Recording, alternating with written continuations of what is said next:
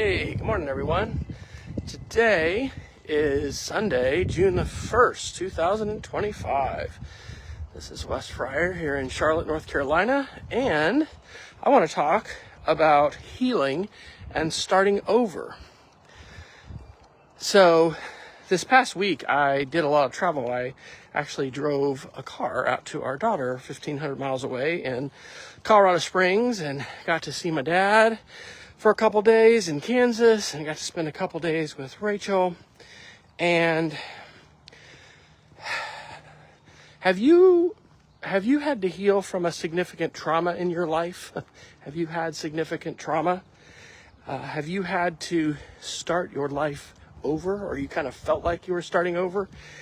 I have had those experiences, and I reflected on them a little bit this last week on my trip, especially when I was at the Air Force Academy, because Thursday I had an opportunity to attend the graduation ceremonies at the Air Force Academy. I had not been there for a graduation since I graduated in May of 1992. That's a long time ago. And when I drove, and it ended up that just like our graduation, the weather was bad and the Thunderbirds could not perform. So the cloud level was really low. It wasn't actually as drizzly this time. It was just a little misty from low cloud. But an amazing thing was that when I drove in on Tuesday afternoon to see Rachel and to pick her up at Arnold Hall, which is like the cadet union there at the Air Force Academy, the Thunderbirds were practicing. And there was a two-ship of two F-16s, and oh man, right as I drove in the north gate of the academy, like literally both these F-16s flew right over me. I don't know, maybe 200 feet over, banking, accelerated turn. It was really cool. And then as I was waiting for Rachel to get her stuff together or whatever and come over and meet me, I walked up above Arnold Hall by Harmon Hall, and I guess not just a 4-ship, but like a 6-ship formation of the Thunderbirds was practicing, and they were flying over the cadet area. It was really cool.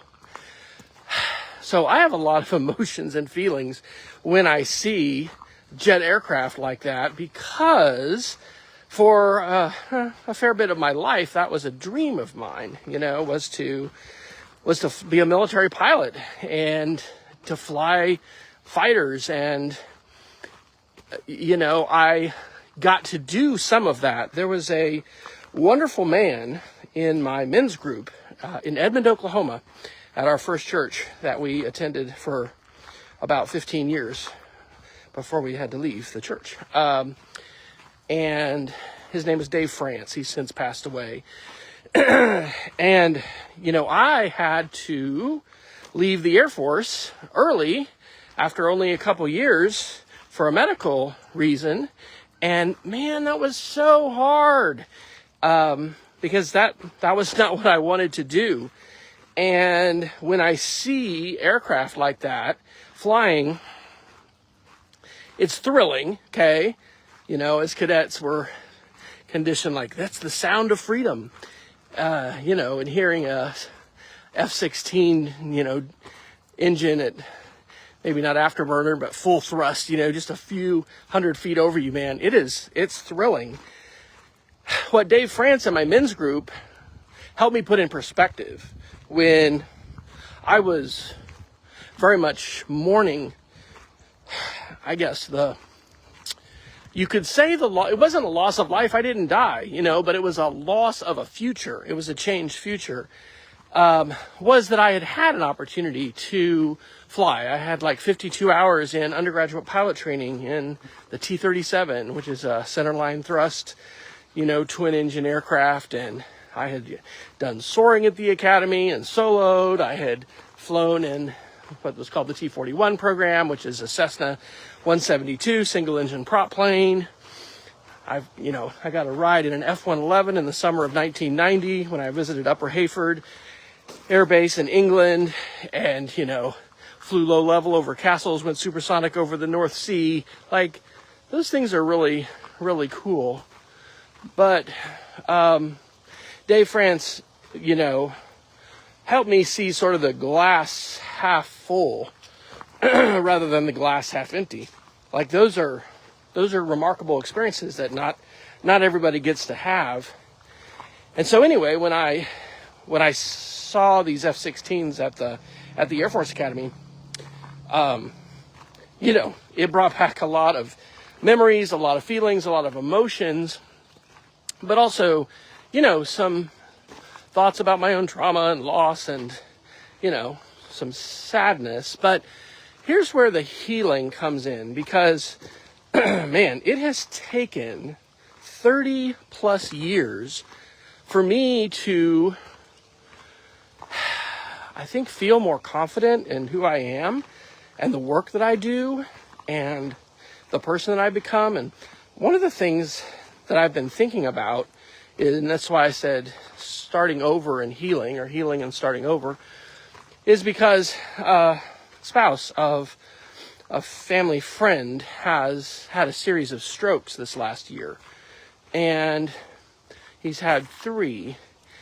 And they've been very debilitating. And it's at the point where I don't think he can do the work that he's been doing his whole life. And this is a huge trauma, not only for him, and I haven't had an opportunity to speak with him. It's really hearing about him through someone else. But, you know, for his spouse, it's tragic, it's traumatic, it's so difficult. And here's one of the things that I have realized and believe about life, and that is life is truly a series of different seasons that we live into. And we are not in a stasis condition, meaning like we may have a perception that things are stable and the same and they're not changing, but actually things are always changing. Our bodies are always changing, our minds are always changing. You know, the inputs we put into our body have a big cumulative effect on us. That's why healthy living and diet and exercise and all that stuff, it's so important. And I think that my spouse and I are becoming more attuned to that. I am thankful that because our youngest has, you know, chose to go to the Air Force Academy, and now she has finished 2 years there, but she also finished a year of prep school at Randolph-Macon Academy, which is in Front Royal, Virginia. And, you know, so she's like, I guess, 60%, 3/5 finished with her Air Force Academy experience. If she hadn't chosen to go back, like, I wouldn't have intersected and be intersecting with my own past. And I think healing some of those wounds that maybe weren't completely scarred.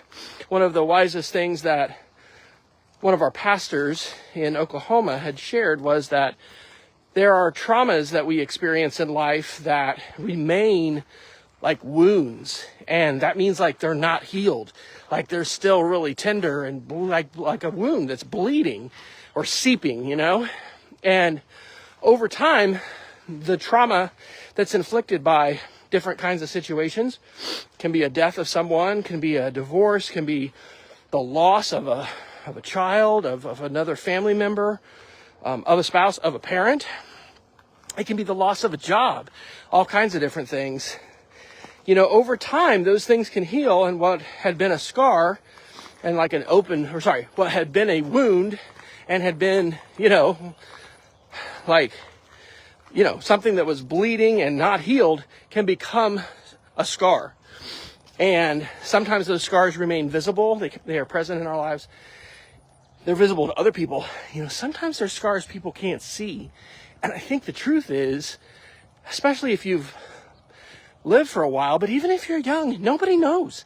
Nobody knows what those scars are, those wounds, those traumas that that have happened to you unless you share them, and unless you have a trusted relationship where you're able to share and maybe through that, find healing. So wherever you happen to be in time or space today, I hope that you are finding ways to really savor and enjoy the affordances of your current moment. It really is crazy how fast life can change. And, we just have my dad alive now for our parents. My mother passed away on Christmas Eve of 2022. So 2.5 years ago. Shelly lost her parents a couple years before that, actually before COVID, the same year. Losing your parents definitely can be something that can give you perspective on life. And losing anybody, right? I've now lost friends, not just classmates at the Air Force Academy, but, I've lost other friends and colleagues, teacher friends. Bob Sprankle, who we lost in, I think, 2015. Is that right? Has it been 10 years? Yeah. All those things cause us to become more aware of our own mortality and perhaps to live more into the opportunities of the day. So I hope that you're finding time to not only do that, to recognize the amazing gift that each day is, and also to find ways to heal. I am thankful that, I can look up at those F-16s and the Thunderbirds, and while it makes my heart skip a beat, and, I wish I was up there doing that myself. I'm really, really thankful for the work that I have been able to do in my career, which is, I don't think over. I think I got a few more years left. But as a teacher, as an educator, as an instructor and professor, I believe my whole life that education is a mission field. And so anyway, I hope that you can find ways to heal from whatever traumas you have been through. Maybe you're going through trauma now, but healing and recognizing that we can start over, but we don't want to start over by ourselves. We want to start over with other people and with a support network. And that's so critical. So finding and building our community, that is a very important part of the work that I think we need to be engaged in, because it's not just for us, it's for others that are in our communities as well. So happy summer, happy June 1st. Have a great day.